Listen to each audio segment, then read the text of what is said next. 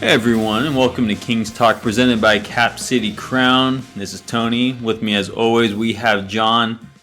I'm kind of leaving off where we left off last week, or picking up where we left off last week. The Kings were just on a roll, and that trend has continued. The team has won 9 of their last 11.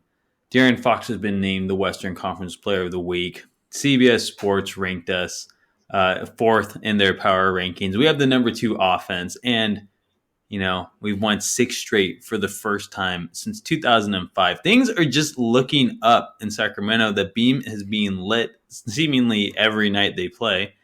John, what has led to the success of this team? Or just kind of break down this last couple weeks for us, huh? Well, first of all, before we do that,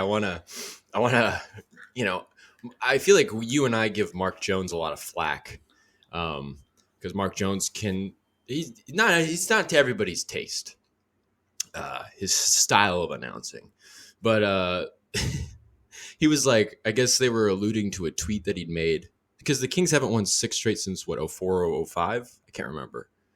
Yeah, I think it was the 04-05 season. But I think it was in Okay. the 05 part, I think. Well, Mark Jones was listing all these songs. And I just think it's really funny because he'll just start ripping out rap lyrics.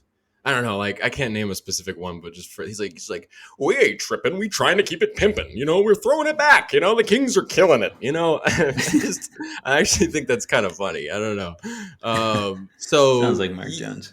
yeah, it's just kind of throwing it back in a way, and it feels like that because, damn, not only have you not seen a win streak like this in a long time, but it's like the way everything is just coalescing in Sacramento right now.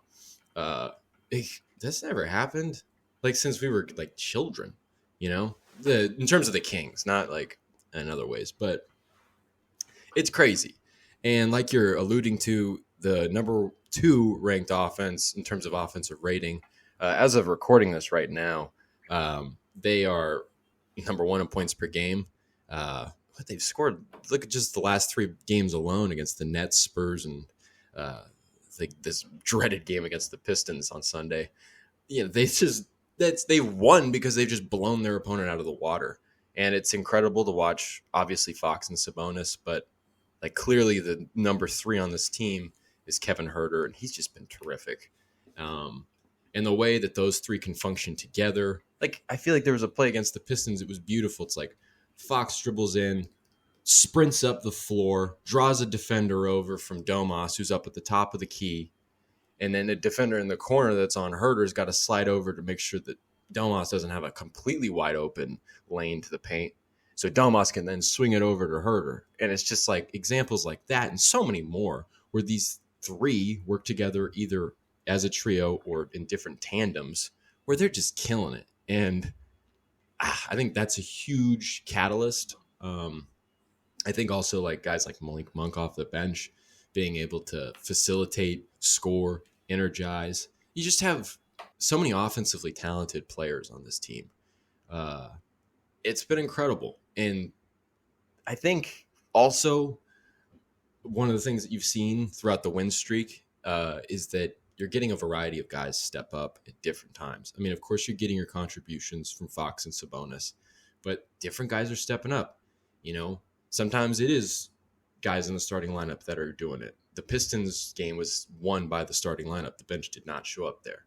But then there's a lot of times where, Monk shows up and has a 20-plus point game, or Lyles scores 15 points or something around there, and plays an important stretch of basketball. Or where Davion Mitchell, like Mike Brown alluded to against the Spurs, comes in and changes the game with his defense.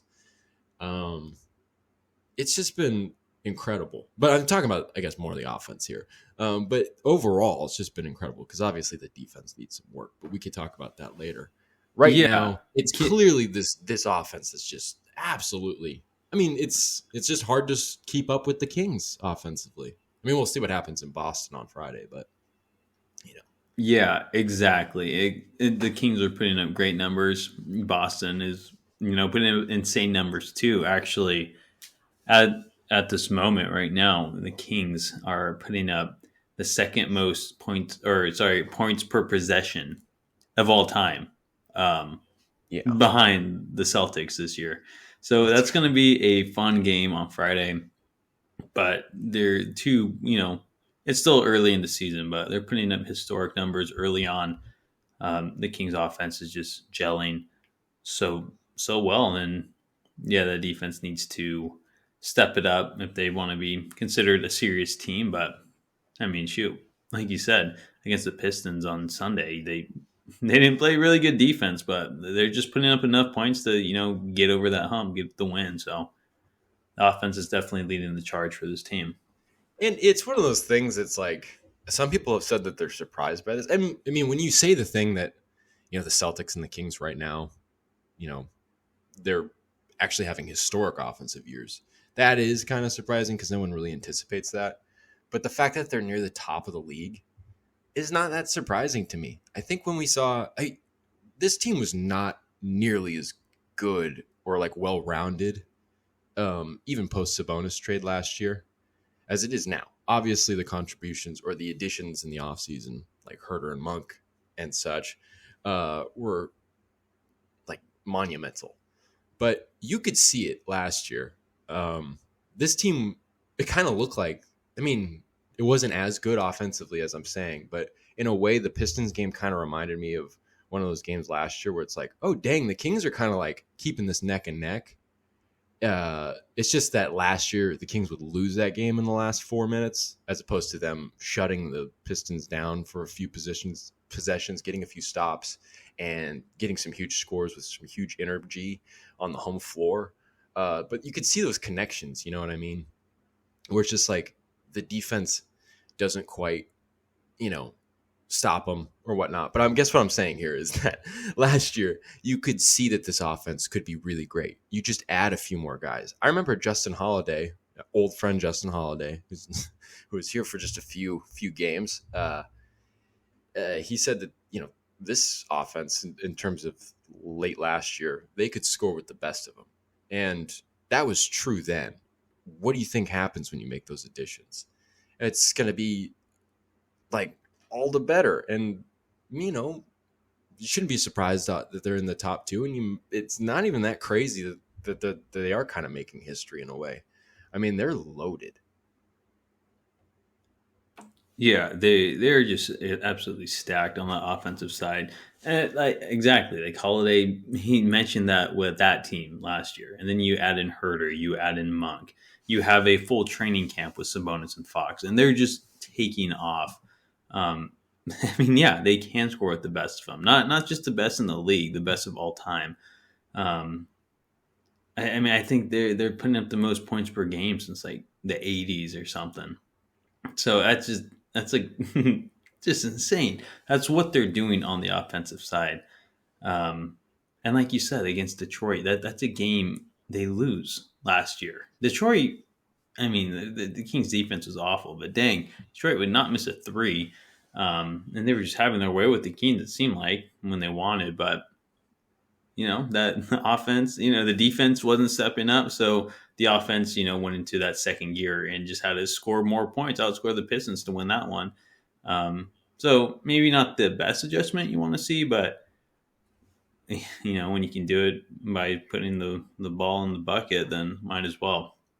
Yeah, So and I think the big difference is that, I mean, like, they've ever since the Cleveland game, which was the starting was not the yeah, it was the start of the win streak, the Cleveland game. And you know, that game was won, because they locked up the last few possessions. They won late. They got stops and got scores. And that's just constantly been a theme against the Lakers. The next game, Fox takes over in the fourth quarter, but still, it's late game locking it down. Golden State, I can't quite remember how that game ended, but they had to close that one. I mean, that's the Warriors. I can't remember how that, because we played them 3 times. I'm mixing them all I up. Do you remember know what happened? What the the hell? Warriors game, the last one. Let me just click on one of the I recap for it. don't. Was it close? Did it come down to the wire? I Dude, don't that feels remember. so long ago. That was over a week ago. But Yeah. It was that's on a the wrong Sunday, one. right? Yeah. couple Sundays ago. It was Fox, I'm assuming. Yeah, Fox, and that's what it's saying here. That's what I guess. That's what I wrote apparently. I mean, Um, it seems like every game this year, Fox is coming in the clutch. What was the score? That's what I'm more interested in, oh, really.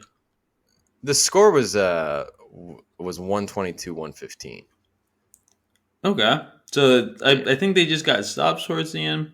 Sorry. They just kind of closed. They won in the end on a 12-2 run.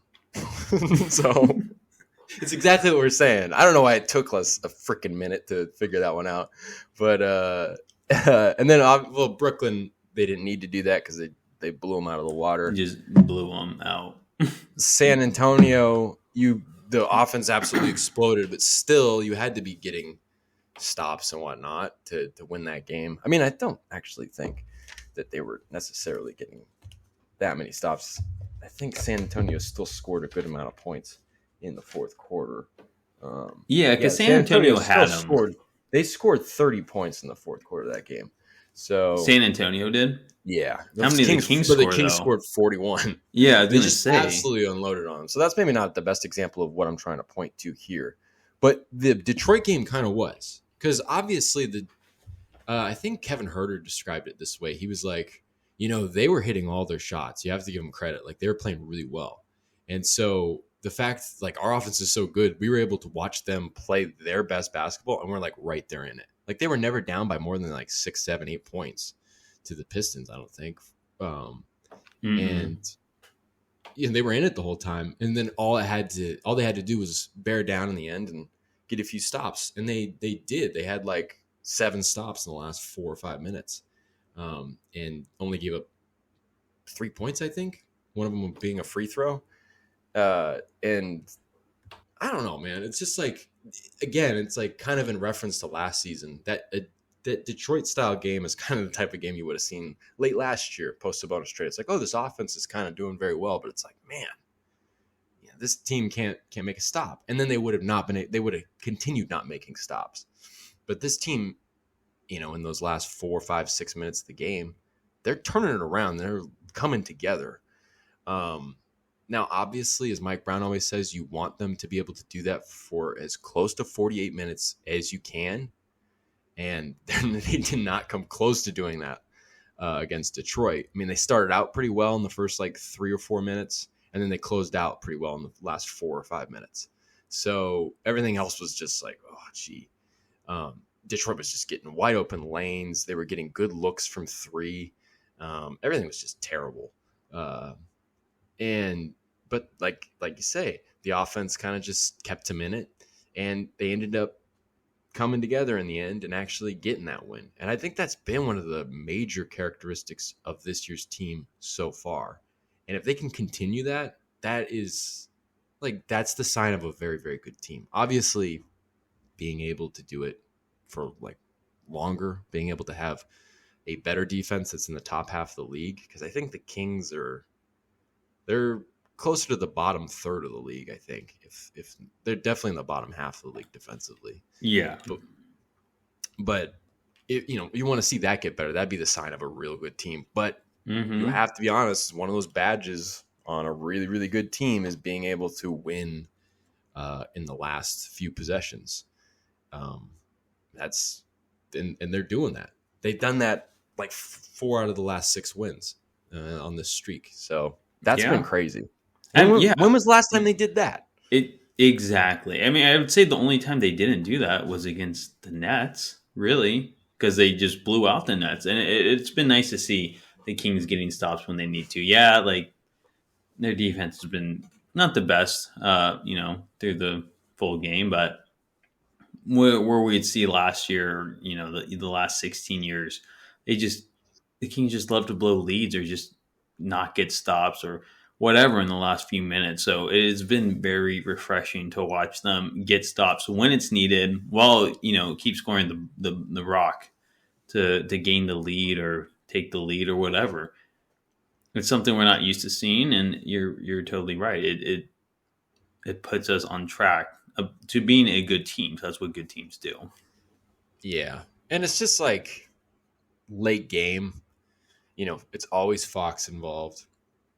It seems like at the end of the third and the start of the fourth, it's kind of always Davion Mitchell kind of setting the tone to get some of those stops defensively because his ball pressure is insane.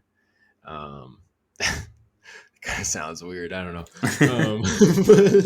It's just off the charts, dude.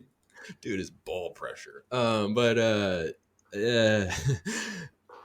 it's always Fox, for the most part. And Fox has just been like, he's the closer of this team. And it's just that obviously I think it is a team effort because obviously Sabonis is always a huge aspect of it. You can see at times it'll be Herter, that's a huge aspect of it. Sometimes it'll be Monk. Sometimes it'll be other guys, maybe Barnes. Barnes is always sprinkling in his kind of nice veteran decisions over these last 5-6 games. But it's Fox, and he's just, man. And I know we talked about it last week, because I think we were just coming off the LA game and the Golden State game where he is monumental in winning those games late, and he just continues doing it. And it's just that's all-star blood right there. He's just killing it. Dude, Fox is getting, his name around the NBA. The Kings are just in general, which is definitely helping out Fox's case, especially the sliding the beam thing. I think the NBA really loves it. You're seeing that a lot now. But Fox is, he's really putting his name on the map this year, especially with those clutch points. The Kings winning 6 straight. I mean, that dude earned this Player of the Week. And not only did he earn the Player of the Week this week, he was nominated last week. So that's a pretty good trend right there.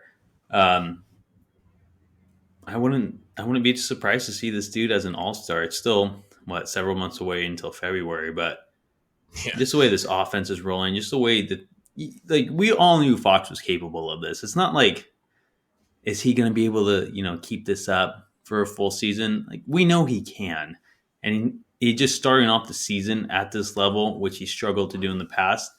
It's like, okay, well, he's doing it now. I don't see Fox slowing down. Dude can score the rock with the best of them. So, especially with Sabonis by his side, he's going to keep putting up huge numbers. The dude's a killer. He's always been a killer, really. He's just been on the losing end too many times. So, I think Fox is. I always said Sabonis, he'll probably be an all-star on the Kings before Fox, but Fox is our best player. Like you said last week, he's our best player. If you could only choose between Sabonis or Fox, it's Fox right now. He's, like you said, a stone cold killer, closing out games for us, just scoring when he needs to, when he wants. Really, it's just fun to watch. We knew it was in him, dude. He said that last night. He said that, Did he? Or he said that on Sunday after the game. I think I have the quote here. He said, "It's like he was talking about kind of just like because obviously there's kind of a 2-part thing that seems like is really different. One, he's got structure in the coaching staff, and also he's got talent around him. And in reference to that talent, talking about that, he added an addition to himself. He said." I can get any shot I want, honestly. I mean, and that's absolutely true. So he knows that, definitely. And you didn't need to say that. I mean, like you're saying, you just see it. His fall away, mid-range step backs, it's just beautiful. It's crazy. I don't know. I didn't want to interrupt the flow there. No, it's all right. I think I was Indian, which is, we knew it was in him. And it's nice to see him work on, kind of going back to what I was saying last week, it was nice to see him work on the things he needed to going into this season, especially his 3-ball and his free throw shooting. It's just so much better than it has ever been. And that's really helping him unlock his game on top of him just being a good scorer already. So we knew it's in him, and it's nice to see him, really tap into that potential because he's looking like a legit all-star this year. And it's not just as a Kings fan at this point. It's not like, he's an all-star. Like the league notices right now, and that just makes it so much sweeter. Yeah, definitely. It's crazy what he does on both ends of the floor. And I don't know, man. He's so good. He's just I don't know. It's ridiculous. And I think defensively, it's just he's engaged for pretty much the whole game, um, which makes him naturally part of the defensive stops that are going on when everybody ties it together. But still, he's usually locked in, sometimes a little over aggressive, but that has been paying off a lot. I mean, he gets a lot of strips from behind and whatnot. And I don't know, just everything he's doing, no matter if he's on the offensive end, the defensive end, um, as an example, as a coachable player that we were talking about, the ability to be coached and learn, the eagerness to learn and get better. The guy is just, there's just no way he's not. I mean, and Sabonis is so damn close to all those things too. Just maybe not defensively. And in terms of closing the game, that killer mentality, just nobody's even, the Fox is untouchable. Not even among the team, but to most guys in the league. He's in the top echelon. And it's going to be hard to fathom if this team obviously keeps winning. There's just no doubt that he's going to be an all-star. I mean, he is an all-star.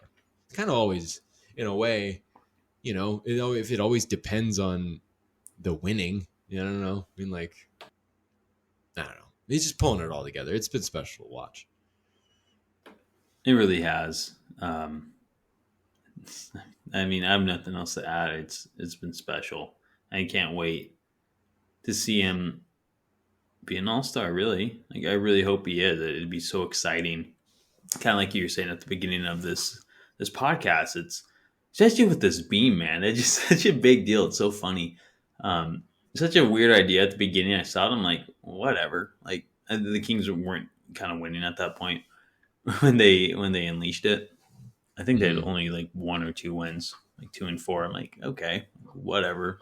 Like, why are you gonna do this? Like, Did they do it after they won in Orlando or something? I think it was. I think it was after their Orlando win, which was kind of a fun win because the it Fox was hit that three-quarters shot, three-quarters court shot. Yeah, and so I'm like, okay, I'm like, whatever. And everyone was clowning on the Kings, like, oh, great, see this beam get lit up 15 times a year, like, whatever. But then they just kind of put their money where their mouth was. It felt like it's like, all right, we're lighting this beam, and you guys are gonna win to make us not look stupid. Like the guy whose idea was it, like he's just probably like on cloud 9 right now. He's like, dang, like I created this, and you just feel like the city really coming together. Not like, well, obviously the beam represents winning, but it's being lit a lot, so the Kings are winning a lot. You just really feel like this community coming together for once, and not hating on each other and just going after each other because the Kings suck, so you have to take your anger out somewhere. It's been so much fun. So just seeing Fox become an all-star this season, if you will, and the Kings keep winning, that's going to mean a lot to Sacramento. And it's a fun time being a Kings fan at this moment. I hope it keeps up all year, but like we were saying, it's something that we haven't really experienced since we were 9 years old. That's the last time they were in the playoffs. We were 9. We were pretty young when those glory years were going on. So it's a different experience, but it's something Kings fans have been longing for, and Fox is leading that charge right now. So it's, I don't know. I don't want to use the word magical. It seems so lame, but geez, it's such a great atmosphere right now in the city. And that's what they deserve. Kings fans deserve that. So I'm glad to see that me and the rest of my fellow Kings fans get to experience it. And even not Kings fans, just, Sacramentans in general. Like they're all on board. So yeah. Awesome. Inside and out of Sacramento. I mean, even just basketball fans, I think we've said it before. It's like a lot of people don't, like, outside of the Kings, like maybe they'll take their cheap shots at them. I mean, everybody seems to do that, but it seems to be a general feeling of pity and kind of like understanding the loyalty, at least, like seeing it, and the pity that comes from that loyalty not really having anything met on the other end. So I think when the stuff starts happening, the quote unquote magical stuff in Sacramento for Sacramentans and Kings fans. You know, I think that people are kind of like, that's cool. Until you get into, knock on wood, you get into like a playoff series that gets really heated or something. And people are like, fuck Sacramento. Yeah. Yeah. But it's nice. It's a nice story now. So I guess it's kind of sweet. But I don't know. Things can get kind of weird sometimes. And, talking about player of the week, who is the Eastern Conference player of the week? I think it was a guy who went by Tyrese Haliburton, which is so funny. Like, of course, Fox and Haliburton were players of the week in the same week. And I saw a couple of tweets. It's like, oh, that'd mean, like, look at these two guys. Like, that would be so cool to see them play on the same team. Just kind of like joking. Like, you know what? Neither of these guys would have been player of the week if they were sharing the floor together. It was just obvious. I'm sick of the That's Haliburton talk. I'm just sick of it. Fox and Haliburton weren't gonna thrive together. And I still say, sorry to Fox, we're just gassing him up. I bet the Kings are still trying to trade Fox before Haliburton. The Pacers would rather have had Haliburton. And Haliburton's a great player. He's gonna be a great player. It's nice to see Fox doing the same thing right now. And he's going to be a great player as well. So you got to trade good players to get good players. We got Sabonis. He's really unlocked this offense. I don't know. It's just, I'm sick of talking about it, but I get it. It's headline. So what do you think? How are you feeling about all this? It is funny. It is funny. Because it should be an immediate picture of the truth, which is both teams benefited immensely from the trade, which I don't know. You just can't settle on a draw because that doesn't make good entertainment. Because quite frankly, a lot of this news and analysis from the national sports media is just for eyes and ears. It's not to inform you or make you understand anything better. You got to play for like ESPN Plus or something. You can watch like Peyton Manning break down games. I think that might be a little more helpful, but this crap, no. And so just anybody that's saying that stuff, that's just surface level BS. And like the thing, it's like, oh, imagine if they could play on the same team. Dingus. Well, isn't it ironic that they're doing this when they're not playing on the same team? Einstein. It's just stupid. And, it's the timing of it's interesting too, because like a week or two ago, Haliburton was on his buddy JJ Redick's podcast. And he said, like, the culture on his last team wasn't a winning culture, which is not wrong. But it changed when that trade happened, the mutual benefit of that trade for both teams. So that's just kind of like ignoring that. Plus, also, just on a side note, was it Fox's wife, I think, tweeted that she believes JJ Redick's been like fanning the flames on this whole crap. I mean, he's the main culprit here, big surprise, national media figure. JJ Redick was fanning the flames of this, and that he should just people should understand that. And I totally agree with that, because I don't at first I was just like Haliburton, he'll learn, he'll kind of like look back at this and understand the business aspect of everything, like whatever. But it just hasn't really been the case, kind of, because Haliburton posted that stupid picture. And I feel stupid talking about this, because anytime you're doing you're doing, so I'm just talking about how this stupid sports national media is or whatever. And I'm like, oh, he fucking put this on Instagram. I'm like, that's just stupid. But, he put it out there, and it's just like, it kind of just points to what I'm saying, that he hasn't, gotten, he hasn't looked back at it yet. He hasn't learned that that's part of the business. And maybe that has something to do with the fact that it's just such a topic that's being nursed to death by JJ Redick and others.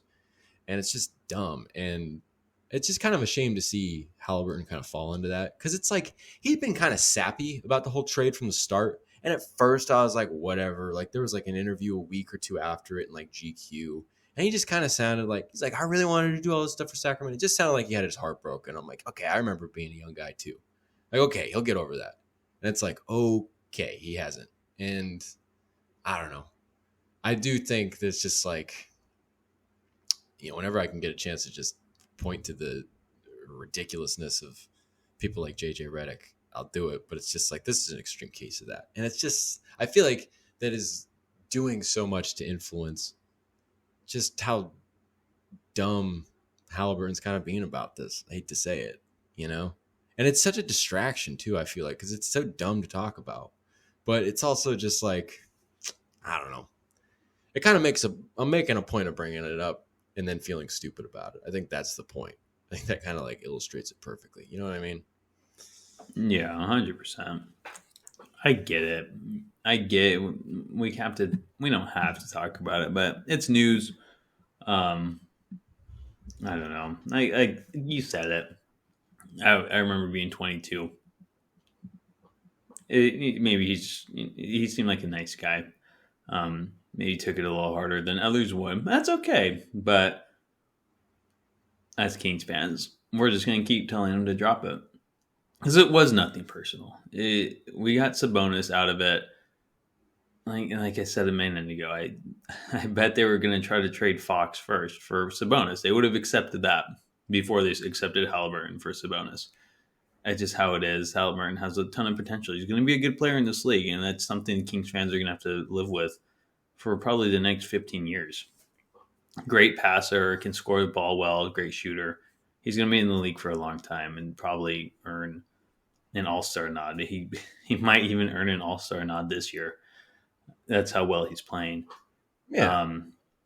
I'm excited for the game next Wednesday. When Haliburton comes in, buddy, I guess come back to Sacramento.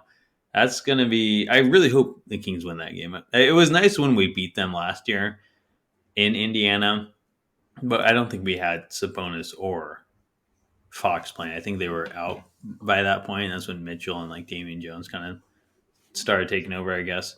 But I mean, the Pacers are good this year too. They're at this point they're 9-6, just like the Kings, and on a team that wasn't expected to be 9-6 at this point, kind of like the Kings.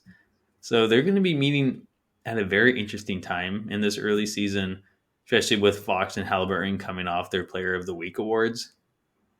I think I'm going to try to go to that game. It's going to be really exciting to watch, and Haliburton's going to come back with a vengeance. He's gonna have a good game. So I hope Fox and Sabonis can somehow match his level. Because at the end of the day, he's still pissed, and he's going to play his heart out. I think, the fact that he'll be coming back to Sacramento, he'll probably get an ovation. I don't think anybody's going to boo him. And he's also going to see, knock on wood, he's going to see this Kings team playing really good basketball. And I think that'll be huge for his perspective on the whole situation. Because I think when you're talking about a guy that is hurt by the fact that he was traded, it's a little, maybe not intentionally so, it's a little like self-centered to be like, oh, they shouldn't have traded me for Sabonis.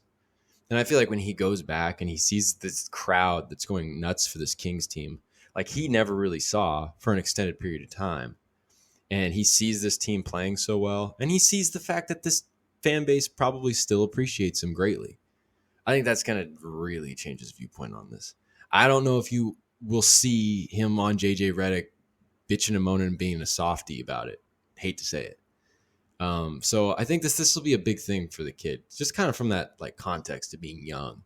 It'll take moments like that. And I think it'll be a big moment for him and beneficial. But yeah, it's going to be a really good game.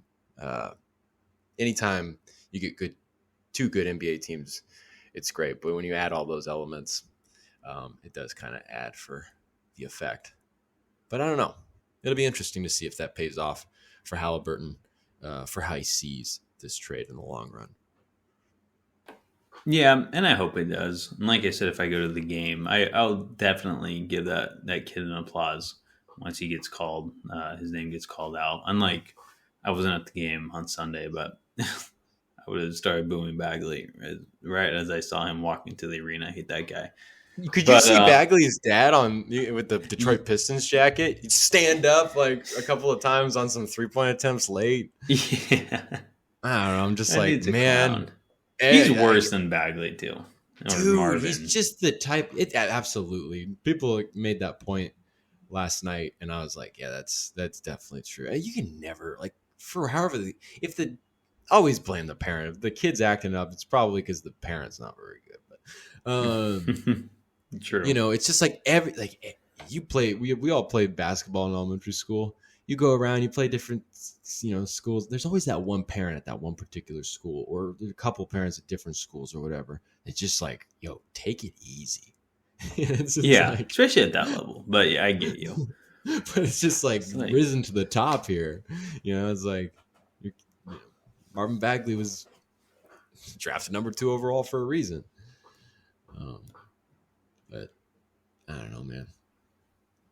Haliburton, that'll be interesting. Be a fun game. Yeah. And be a fun game. Be interesting to see what the after effects, like I said, will be. But quick question. Would you be how would you feel? Would you be more upset, I guess, or happy? I don't know. What would you rather have happen, I guess, is my question. Tyrese score 40 points or Buddy score 40 points? I think it would be I don't know. I feel like from my perspective, I would rather see Buddy score 40 points because I'd want to see him act like a jackass after. I just want to see that. I want to see him score 40 points and the team doesn't even hit 100 points. I want to see Buddy score like 50 points, but then him like turning the ball over for the loss and him just kind of like looking up in like disbelief, like he didn't know what just happened, like he didn't just dribble it off his foot or something. He's like, "Who put that there? Who put that foot there?" It's like, dude, what? Yeah, I'm kind of excited to see Buddy. I don't know why. He just comes off like such an airhead, and I love Buddy and Sack, but. I don't know. I kind of got tired of his antics towards the end for sure. But I don't know. I think Buddy just really hates Sack too. Yeah. Well, remember the last time they played? He had that terrible play. Well, first of all, the thing that you're talking about where he dribbled it off his foot that basically lost them the game. And then that happened against us, huh? Yeah. And then he had the nerve after the game. Nobody freaking brought it up. We wrote about this. Nobody brought it up in the press conference. He just was like answering a question, and then midway through, he just started like dogging on his time in Sacramento. He's like, like Coach Carlisle's let me do all these things that I was never able to do in Sacramento. They just wanted me to stand in a corner, all this stuff. And it's like, dude, who asked? Like, what the hell? And what world are you living in? You stand in a corner? Like, I know. He's such a jack. I wish we just had you stand in a corner. But no, Luke Walton wanted to make you into a combo guard you should have never been. Anyway, whatever. Buddy Hield, ladies and gentlemen. Yeah. World's biggest narcissist. Or the NBA's. Yeah. He thinks he is Kobe, honestly. Yeah, he does. But oh well, that'll be a fun game. Anyways, that's our preview of Indiana versus Sacramento on November 30th. Yeah, not like the Kings have a tough stretch up ahead or anything like that for the next 3. Yeah, exactly. Next 4, really, because Phoenix is going to be at home on a week from today or a week from the next Monday. But yeah, well, let's get into that. The Kings, like we just said, they start tonight at 3 games in 4 nights. Start off in Memphis, head to Atlanta tomorrow, and then they end in Boston on Friday against one of the best offenses in the league, like the Kings. So, and then like you said, they play Phoenix eventually. Would you say Monday? I don't know the exact date. Yeah, so this is gonna be a good stretch for the Kings. It's nice seeing them win the games they need to win with this past, stretch. They beat the Cavs, which is really the only game they could have lost. They should have, I guess, lost. I'd been okay with them losing. You can't lose to Golden State 3 times and what? Or you can't lose them 3 times this early on. You can't lose to the Lakers. You can't lose to the Pistons. You can't lose to the Spurs. Nets, they should have beat the Nets, and they clearly did. So, This was their first real test since the winning streak began, the 9-11. I guess they beat the Heat once in this 9 of the last 11. But this is when they start playing playoff teams. It's not just the bottom dweller. So, what do you think? What do you think is going to be the hardest part for them? Or Well, what's your analysis? I think to start, the Kings are drawing a lot of luck in that they're not going to have to face Ja Morant or Desmond Bane, who both scored over 30 points against them in October. So that's huge. But you're still going to Memphis on the road, holiday week, starting to get cold. I mean, Memphis isn't that bad, I don't think. I've never been there. But, it'll be important for them to take that game, I think. Because even if they go 1-2, like, you don't want to go 0-3, I think. And I think this is probably the only one that you could say is fairly winnable. You never want to say that on the road. You never want to get that cocky. But given the circumstances, you should take this game. And especially because you're going to be going to Atlanta next on a back-to-back. And, Herter will be going back to Atlanta, so that'll be cool. So hopefully he can have a big game. But that's tough. Back-to-back against a really good team. And,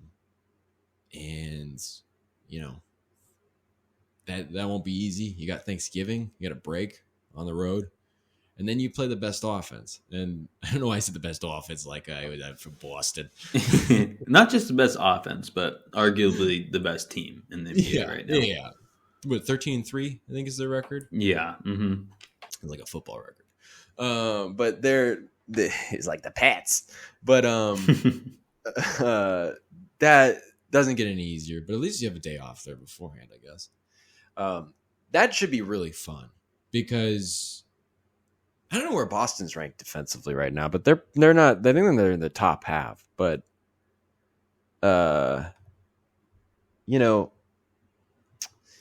that's going to be one of those games where it's like, I mean, I think all three of these games, you're really going to get a good glimpse of who this team is, because I think this will be not only their toughest stretch, but it's like now it sounds so obvious, but they're further into the season.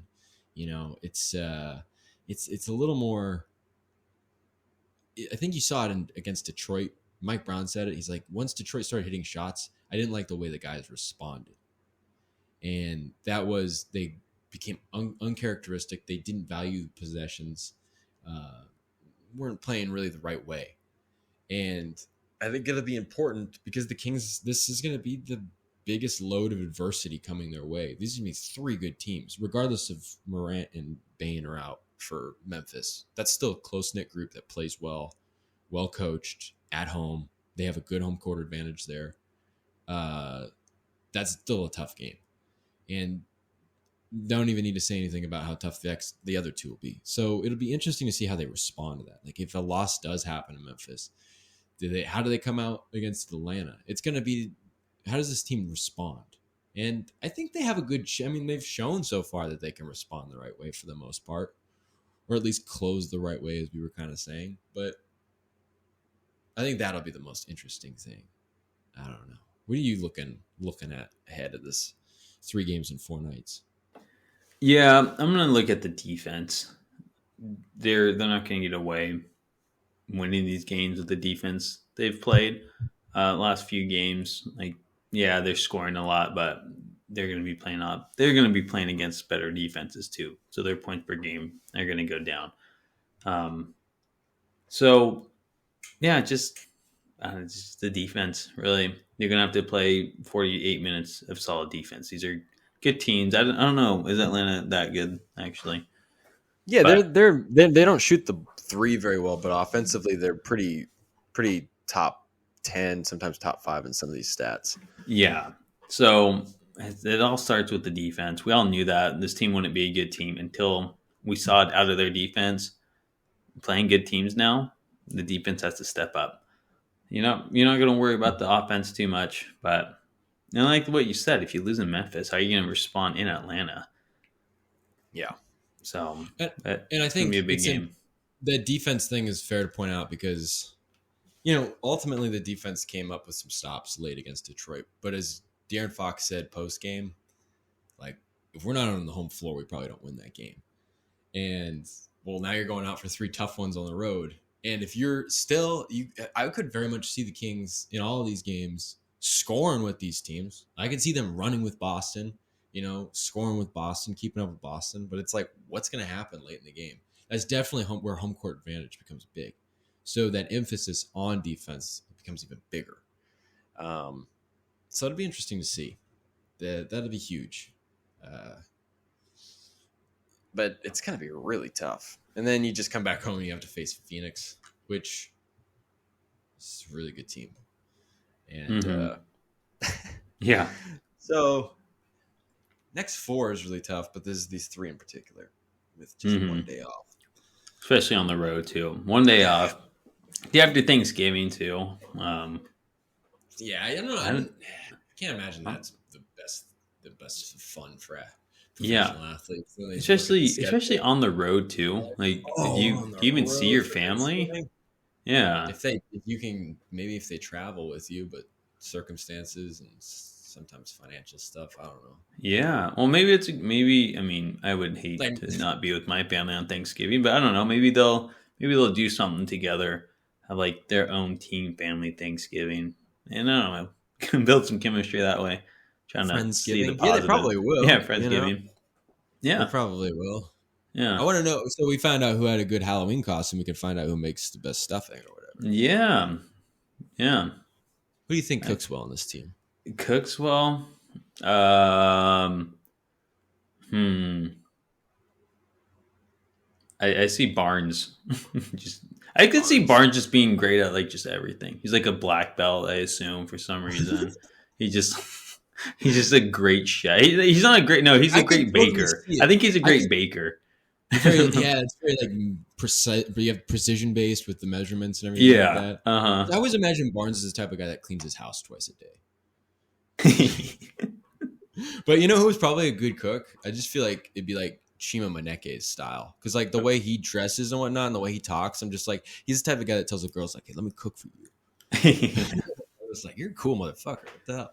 You know what? You know who Kevin Herter should have gone as? I know he had the best Halloween costume, but he could have gone as Remy, or not Remy, Linguini from Ratatouille. A little bit, yeah, I can see it. Yeah, he got the red hair. Maybe he's a good chef. Just based off of that analysis, that in-depth analysis. He's always wearing a tall chef's hat when he's cooking. Yeah, right. He's got a rat on him. He's got. That's what's going on in the headband. He's got something connection. There's some connection there with the headband. It's not really Herter shooting 50% from 3. Yeah. I hope he goes off against Atlanta though. That'd be. Like, how's Atlanta feeling right? I know Atlanta always. I was kind of reading about it, or just reading, like going onto their forums and stuff, and they're like we knew this was in Herter. They obviously don't hate him. He got traded. It's like he left, but I wonder how they're feeling about that trade now. Because, I mean, I get it that they got Murray and Trae Young now, but shoot, Herter's having a great year. He's shooting like 50% from 3 on 7 attempts a game. That's incredible. So I wonder how they're feeling right now over there. For reference, DeJounte Murray's averaging 21.1 points a game. Yeah, he's just not really doing anything from 3. Not like he's really expected to, but yeah, I don't know. I feel like that's better for the style Atlanta wants to play, because obviously the style Atlanta wanted to play did not let Herter unleash himself. So it could be one of those things where maybe both of them benefit. But I don't know. They were really good offensively last year with the way it was, and now they're just. I think they scored like I said, like they're number 9 in points per game, but weren't they like the number 2 offense last year? The Hawks. Yeah, I mean they've had a good offense really since Trae Young came over, and not to like overlook them. They were 1 game away from the NBA Finals 2 years ago.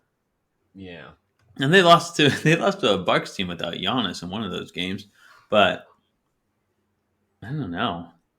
Murray. I feel like that Murray signing. They had the number 2 offensive rating last season. Yeah, and they weren't that good last year though, right? I think they had a losing record. Yeah. Yeah, but now they're 16 in offensive rating this year. But let me look at That Murray trade to me. Sorry, yeah. I'm gonna just say No, something go real go quick. go. They're also 10-6 for reference. Oh yeah, okay, they're 10-6 this year. That's interesting. I don't know. The Murray trade to me it kind of reminded me of that Gobert trade. It's like okay, like you're just gonna add a center to a team with already a good center. That's how it kind of it's kind of like the Murray trade. I'm like, all right, you're gonna add a point guard to a team with already an all star point guard. Like I don't know. I get what you like. Like we have two of them. I don't know. It's kind of like the Halliburton Fox thing. It's like why do you need maybe look elsewhere, like another position. But whatever. They're 10-6. They're 10-6. But now we're just Yeah. gonna analyze the Hawks and their decisions. Yeah, But I say John Collins is having a bad year. So I don't know. or Maybe is it's he? good we didn't trade for him. Yeah. What's he doing this year? He's scoring 12.4 points a game. That's not good. And he's shooting 23.4% from 3. 7 point. He's down in rebounds, 3-point percentage points. That's not good. Well, Yeah. Sucks I to don't be know. Atlanta. We don't cover the Hawks. I don't know what he's been doing lately or anything like that. Because I mean, this is like a nice transition to we started a thing last week. I guess I should start with. We started a thing last week for a weekly progress report on Harrison Barnes, and I'm going to say here in what's supposed to be the second week of it, even though we've been kind of doing it all year, but officially the second week of it, I don't know if this needs to continue further. he's been quite good in his last 6 games. First of all, for reference, He was in his first 9 games of the year. Harrison Barnes was scoring 9.9 points a game, grabbing 5.3 rebounds, 1.9 assists, under a steal a game, and shooting 16.7% from 3. In his last 6, he's scoring 16.8 points per game, 6.3 rebounds, 2.6 assists, over a steal a game, and shooting 42.1% from 3. Now That's that's exactly what you expect. That's exactly the stat Yeah. line that I was kind of thinking, like 15, 16 points a game, like all that. I mean, I think the rebounds are real nice. and man,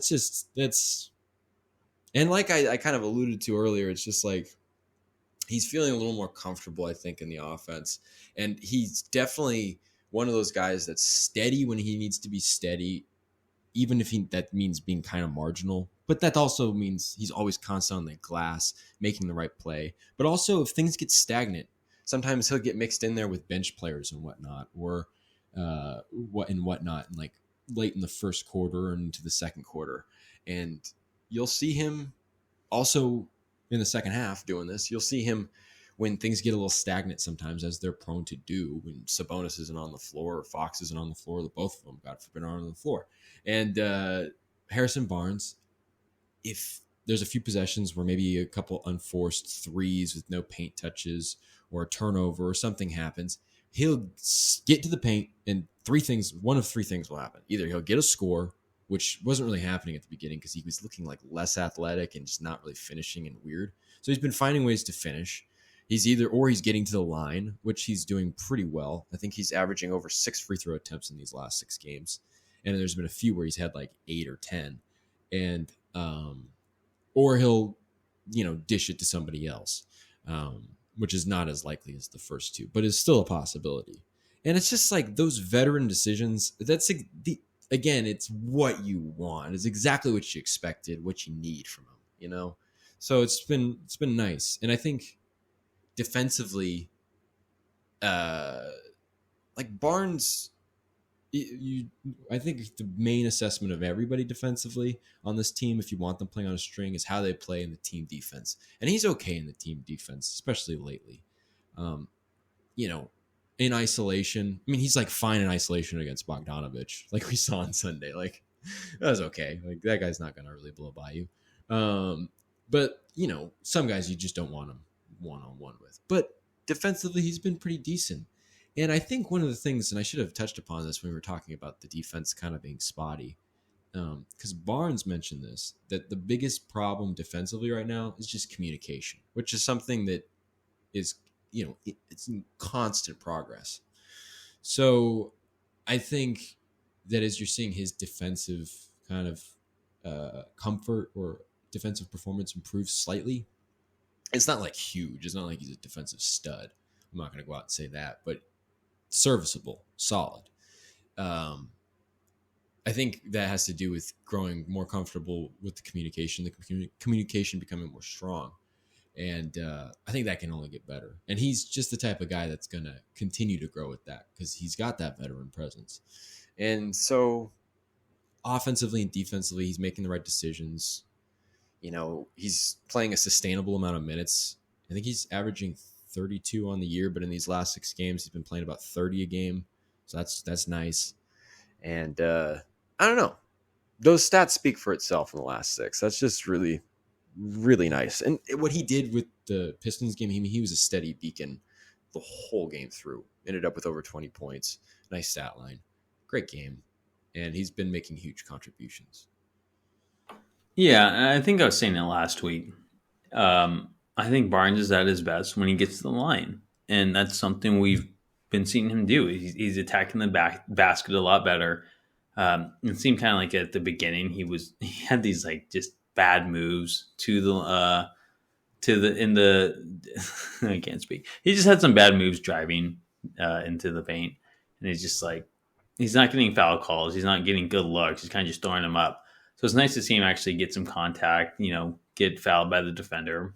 I mean, you're scoring, like you said, 8, or he's averaging about 8 free throws a game last 6. That's for Barnes 6-7 points right there. So then you have to I don't know. It just opens up a lot for him and kind of gets him in the flow. So like I was saying like earlier this year too. Yeah, it was disappointing seeing Barnes start off like this, but if anyone's going to get back to form, it's going to be Harrison Barnes. He knows what's going on. He knows it's unlike him. So last 6 games, 16, 5, and 3, I think you said 2.5. That's Barnes' numbers right there, and that's what you need. And Kings have been winning with him getting back to form. So he's an important player on this team, and a lot of the success will depend on him. So he needs to keep this up all year round. Barnes, he doesn't have a backup small forward for some reason. We got rid of Bazemore and kept Chima Maneke, but I don't know. It's nice to see, and he just got to keep it up. Really, his play means a lot. So yeah, and before that great game against Detroit, James Ham reported that the Kings, according to a league source, are not exploring any trades involving Harrison Barnes, and that they're instead looking to build upon this chemistry. And we could go through the deduction process of figuring out what this possibly means. But to me, that kind of sounds like, well, you're going to give him an extension then, right? Because that's the big thing. It's not really necessarily about whether or not he's playing well or not, was whether they wanted to trade him or not. But it did go into his value, so it mattered. But it was because he's not necessarily they won't necessarily be able to retain him next year.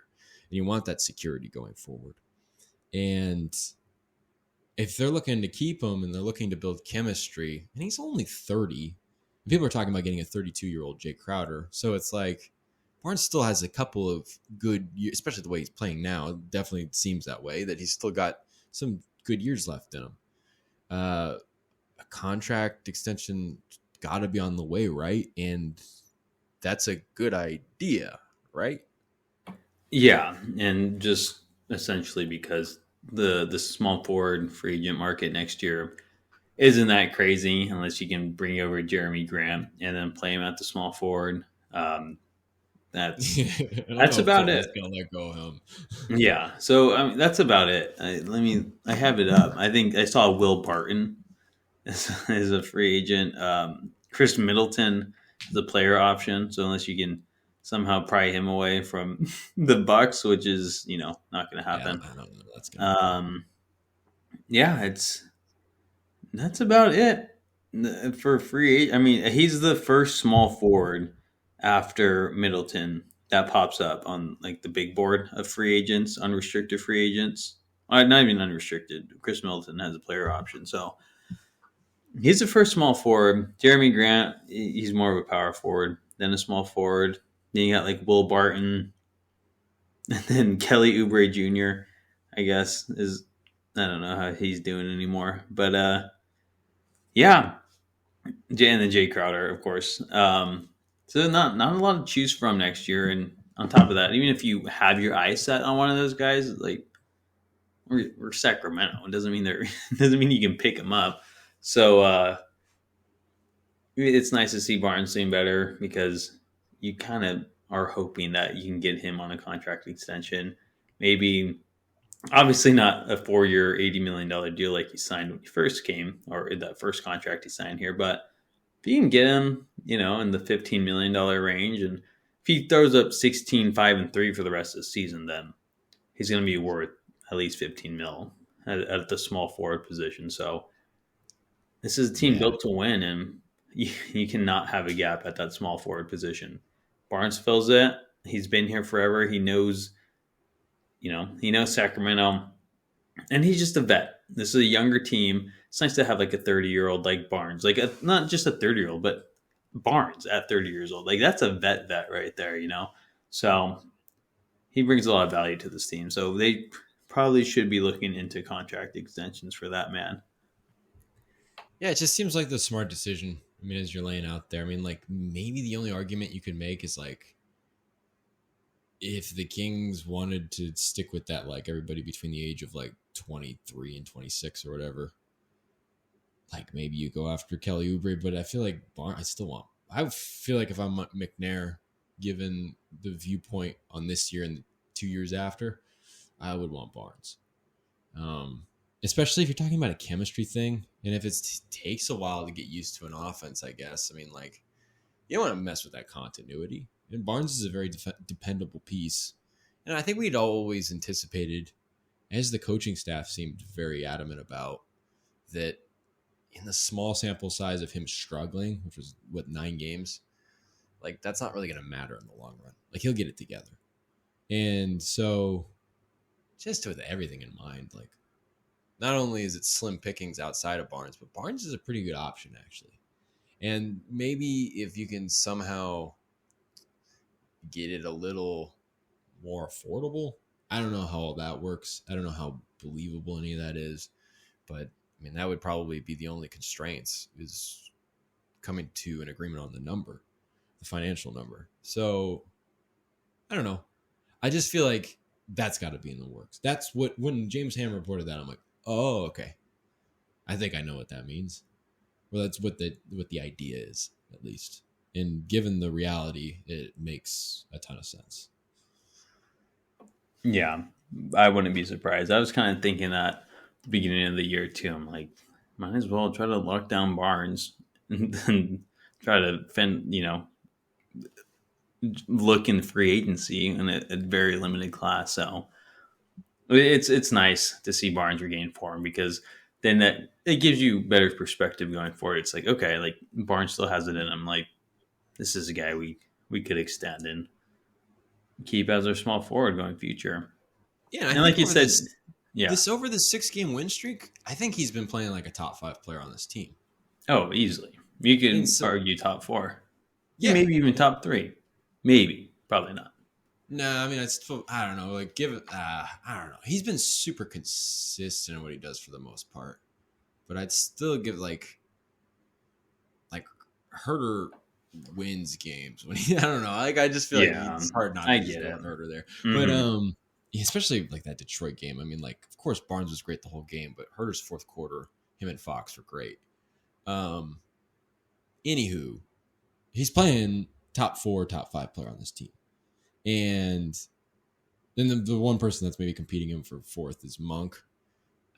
We'll see how this plays out in the long run.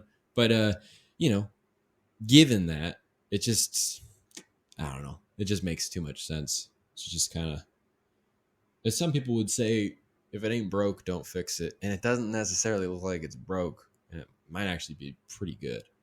So that ain't bad. No, not at all. He's really turned it around, and it's great to see. And you know, Barnes had it in him all along. It kind of felt like when, not if, but he started off really bad. He started off really poor, which was so uncharacteristic, which brought up those flags. But he turned it around quick enough. So he looks like same old Harrison Barnes baking, cookies in his off time, cleaning the house. So Twice a day. twice a day, getting his black belt after games. I don't know, in the evening, but yeah, Yeah. yeah. But moving on to Another guy that I just feel like we don't really talk about a lot is Davion Mitchell, who is he's obviously an important part of this team, and you see that defensively. I did allude to him earlier in that at the end of third quarters and at the beginning of fourth quarters, he's setting the tone defensively. Whenever the team is ending up getting stops in the end, you can kind of trace it back to what Davion Mitchell does in terms of pressuring the ball handler. And Mike Brown has noted that a lot.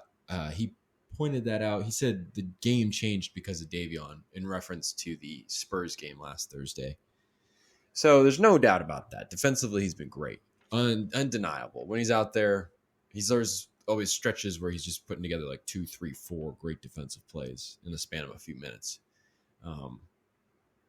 He's terrific. You could just watch. It's always fun just to watch him. Just keep an eye on him on the defensive end. Nothing else. Don't watch the ball. Watch Davion Mitchell. But offensively, especially in terms of his 3-point shot, which is kind of an important aspect, I think, in this offense, just because as good as he is at getting on the inside, and he's very good, you have a lot of guys that can do that. And it seems like Monk is the one that gets deep in the paint more than anyone and sets up for more shots on the outside for his teammates than anybody else in the second unit. So I think it kind of raises the importance of Davion Mitchell's 3-point shot. And it's been kind of very inconsistent, and it hasn't necessarily actually been good overall.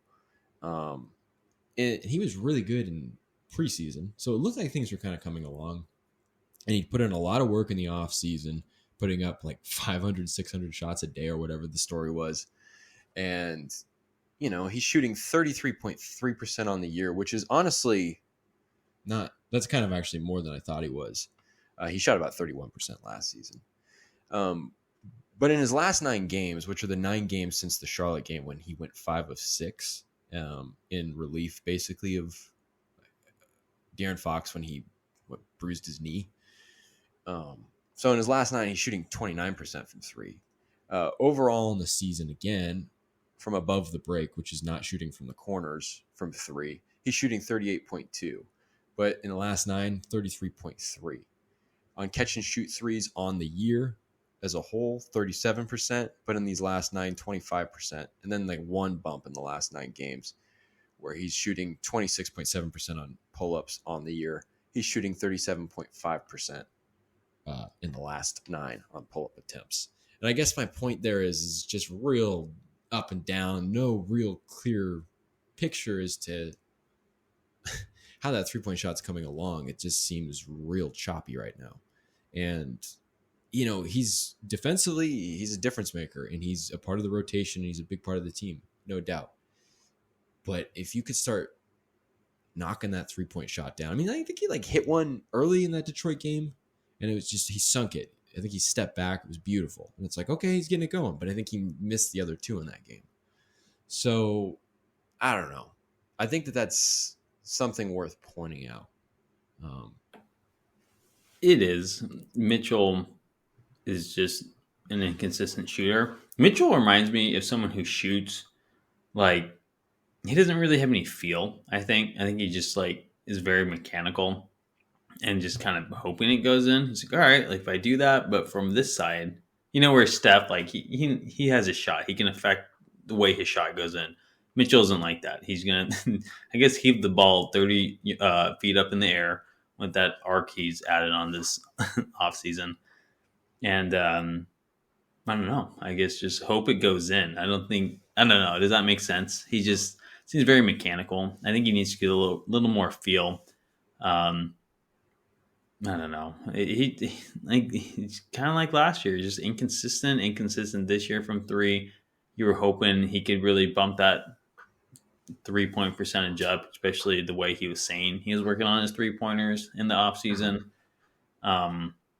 His offense has kind of just, I mean, he's obviously in there for his defense. Still a really good defender, but his offense needs to step up. He's kind of almost non-existent on that end at times. And yeah, I mean, that's Davion Mitchell, inconsistent. Well, the first thing, like you were saying that, like, Maybe he's a little too mechanical. Well, I mean, I guess the stats in the last 9 kind of back it up in that all of them are down. Like, particularly looking at the difference between catch and shoot and pull-ups. It's down in catch and shoot percentage. In the last 9, he's shooting 25% on that. But in pull-up attempts, which is a far more fluid shot, he's shooting 37.5 in the last 9. So that kind of backs up what you're saying there. Yeah, And I think some of the offensive like spottiness, I think it does have a lot to do with the fact that like Malik, like we were talking about it 2 weeks ago, like Malik Monk's, he's like a point guard. he's just whatever he learned over the last year and over the off season and gaining chemistry with these guys. It's just he's setting up for other guys all the time, and he's attacking the paint constantly. He's aggressive, and he's just he almost does a better job of mimicking Fox than the backup point guard does. So it's kind of interesting, you know. It's not necessarily that Fox. I mean, like Davion Mitchell. I mean, he's still like he's hitting his shots inside. He's converting shots near the rim, but it's just like he's only getting like 2 attempts, you know. And I feel like that's maybe he just kind of like in terms of knowing your role and the distribution of shots and whatnot, and who's going to handle the ball on offense, especially if this team is getting a stop from Davion Mitchell's defense or whatnot. Who's leading the charge in the second unit? Again, it's Monk, you know, usually. I don't know. Maybe those are oversimplifications, but it seems a major part of it. No, I think you bring up a great point. You did bring in Monk, who is acting like a point guard. He's more of the, like you said, backup point guard to Fox than Mitchell is. Mitchell is going to do one thing really well, and that's play defense. And that's what he's been doing. And Brown, you know, commends him on it. He's like, we're not winning this game without Mitchell's defense. I think he said that. Was it against the Spurs or maybe even against the Pistons? Do you remember? Yeah, I think he said the game changed against the Spurs because of Davion's defense. Yeah. And so bringing in Monk, let him run the offense, let him score all the buckets. Like, you don't need that out of Mitchell. Just let Mitchell focus on defense. Yeah, it'll be nice. I think Mitchell, he just needs to be a 3-and-D guy. And it's a bummer that he's not hitting his threes well. Hopefully that turns around. But, I mean, like you said, knowing your role, his role, and what Brown wants him to do is play good defense. That's why the dude got drafted. You're kind of hoping his offense picked up, but you have a defender with Davion Mitchell's skill set. Like, that's great. You know, that's what he's doing. Especially with Monk, it just makes his offensive inexistence, I guess, a little less, more manageable. And maybe, like you said, he's only getting like 2 shots a game. Could be planned. It's like, all right, Mitchell, like, play good D. If a shot comes to you, take it. And he's enough of a threat on the 3-point line where it's like, okay, like, he can hit them. So maybe it's just all in the game plan, and we're just maybe even making something out of nothing. I mean, he is inconsistent on the 3-point line, and if you want to be a good player in this league, he's going to have to start hitting those. But at the end of the day, you just can't overlook his defense and his role on this team, which is being a good defender. Mm-hmm. And it's just like, to elaborate on that, I think he was asked a few nights ago, or at least in one of these games in the last week, like about his role, which has kind of been a constant thing because a lot of roles have emerged and have become pretty clear. And sometimes with Davion, maybe not necessarily defensively. I think the defensive aspect is always part of the role, but it's not necessarily the most clear overall. So he'll get asked about it, and he's mentioned the defense, obviously, but same magnitude of importance is the energy, and maybe that comes mostly from the defensive end. But so I think that has to do. I guess what I'm saying is what it does definitely has to do with what his role is, and he's doing what his role is. And I think once 3-point shots start to fall, then maybe he'll be a little more aggressive about it. Maybe he just doesn't feel like he can be aggressive. That could be a part of it, which maybe you don't want to see. You don't want to limit him, and especially Mike Brown doesn't want to limit him. Look at the way he talks about Trey Lyles. He wants all his guys to let it fly. If they got an open shot, if they got a good shot, hit it. And I don't know, maybe there were a few times against Detroit, might have been a few other guys, but there were a few. Davion Mitchell, I think Metu, I think they kind of hesitated on a few threes.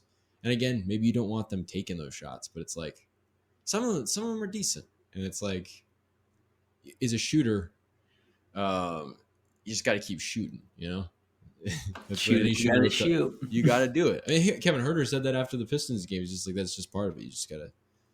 That's what you got to do, because he started off like 1 of 6. Mm-hmm. So he'll just shooters. They come back around, I think is what he said. Those are the words he used. So you got to get into that mentality, and if you add that element to the defensive stuff that Davion Mitchell's already doing, well, then he's that bench unit, which is so great this year. That bench unit is even better. So, and that can make a huge difference. Mm-hmm. Because look at the Detroit game. Like the starters had to win that game. I mean, Davion, like I said, arguably was the best player off the bench, but only for his defense. It would have been really great to see Davion really step it up offensively. And I think he only had like 5 points. So, I don't know.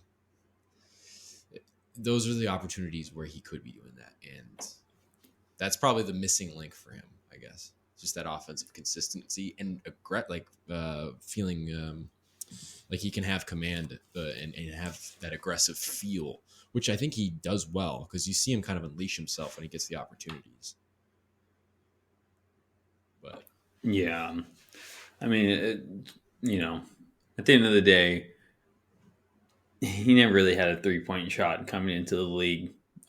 Still a young guy, and he just has that great work effort. Or work ethic. So hopefully he can just keep working on it and it starts falling. The kid has like I said, the work ethic in him, and he's a workhorse. He's going to do what he's got to do to get better. So hopefully he can overcome these inconsistencies on offense sooner than later. And I don't know, maybe it'll be another year. It's only his second year. Sophomore slump is a thing. So we'll see. We'll see how resilient he is, but I trust him to make strides, going forward. Yeah, he's got to figure out whatever he was doing in his last year at Baylor. Yeah, I know. He's like 42 from 3, I think. Something like that. It's like, let me see here. 44.7% on 4.7 attempts per game. So Davion. Come on, Davion. Yeah, you got it in you. He's got it in him.